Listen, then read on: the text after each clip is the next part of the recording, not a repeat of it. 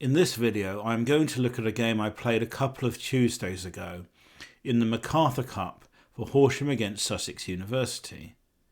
The match was played at Horsham. I was on board 3. I had the white pieces and was up against Albert Eldridge. I started with d4, d5, c4, the Queen's Gambit. My opponent responded with e6, knight c3, h6. An unusual move. Black prevents bishop g5, which white plays against the more straightforward knight f6. It also acts as a waiting move, getting white to commit before making an appropriate response. Bishop f4. As bishop g5 is not possible, this seems like the best square for the bishop. Bishop d6. Black looks to swap dark squared bishops, reducing the congestion in his position. However, he is still left with his bad bishop on c8. Bishop takes d6, queen takes d6, c5. White gains space on the queen side. Queen e7, knight f3. Now, black should at this point prevent e4 with knight f6, followed by castling, where he is solid but still passive.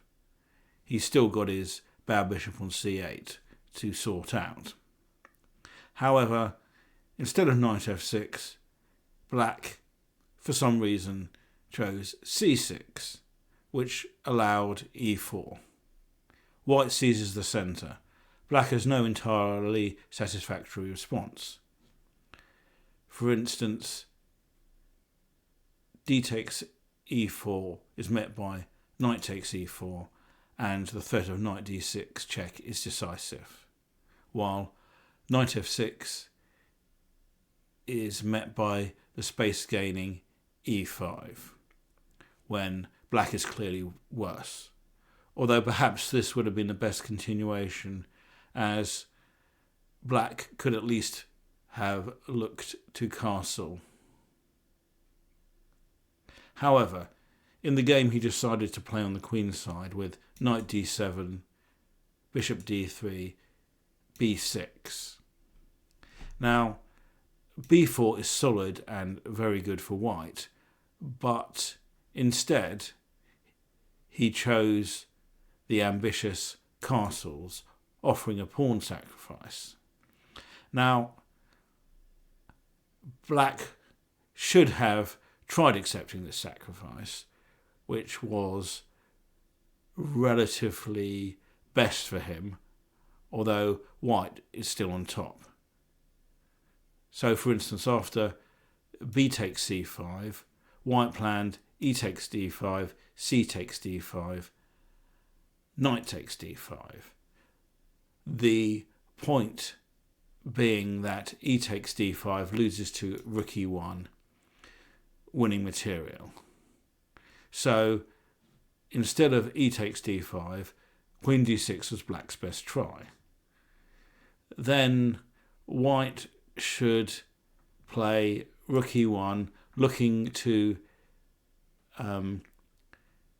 create a pin on the e-file, and also preventing queen takes d5 because of bishop e4, screwing the queen and the rook in the corner. Instead of queen takes d5, bishop b7 is better, and then play could continue bishop c4, bishop takes d5, d takes c5. This looks to exploit the pin on the e-file, as we shall see. Now, queen takes c5 loses to bishop takes d5, and black cannot take the bishop for obvious reasons. And after rook c8, queen d2 threatens rook on a to c1, skewering queen and rook. So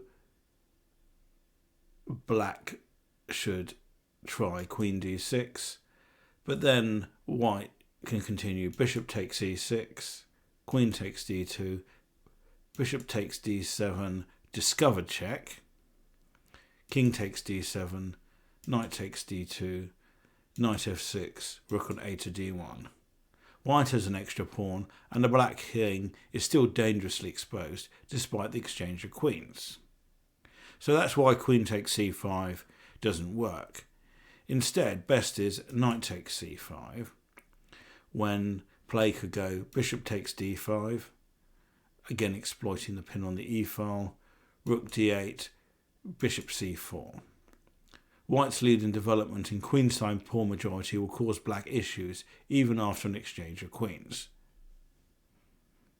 So this represents best play for black, and probably on balance you could say that white would have a more solid advantage after b4 rather than castles, but this would still be clearly rather unsatisfactory for black.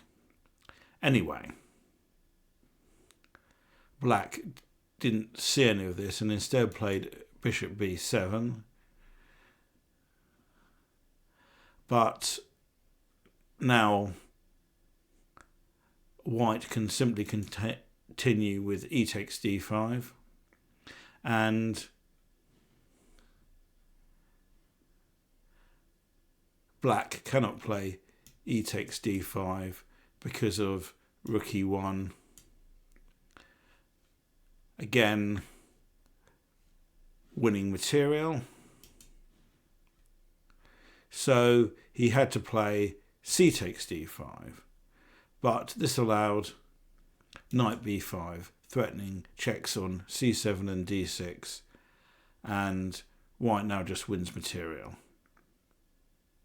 Play went b takes c5, knight c7 check, king f8, knight takes a8, bishop takes a8.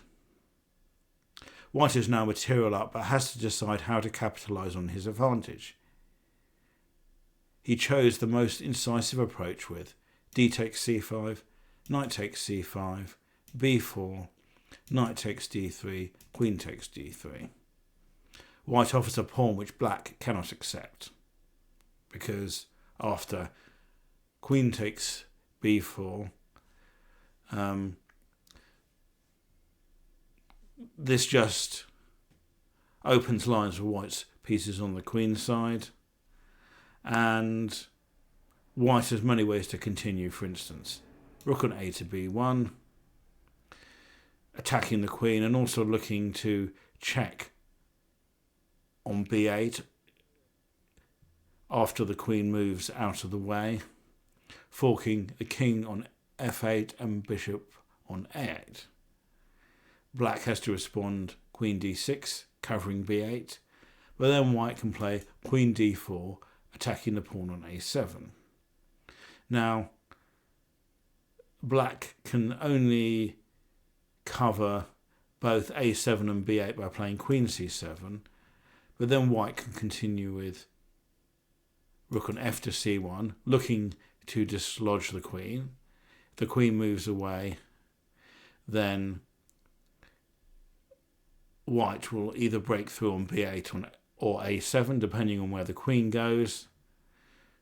And if black plays bishop c6, knight e5 is decisive, winning the bishop on c6.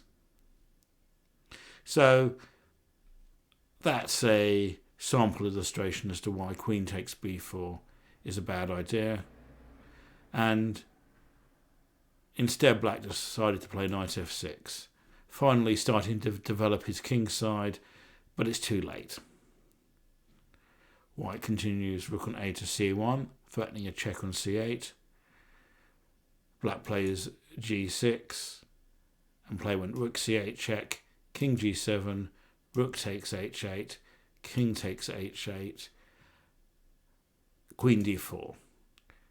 This is a strong move, keeping a grip on the position, as white now controls the e5 square, so black cannot push his pawn with e5, and also the knight on f6 is pinned to the king on h8. So there might be some idea now of playing g4, h4, g5 to win the knight. Black decided to get out of the pin with king h7, and white brought his remaining rook to the open c file with rook c1.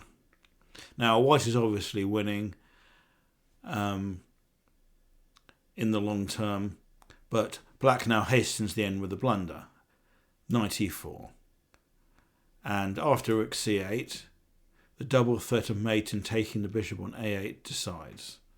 Black struggled on for a few more moves, but to no avail. e5, queen takes e5, queen takes e5, knight takes e5, bishop b7, rook c7. And in this obviously hopeless position, black resigned.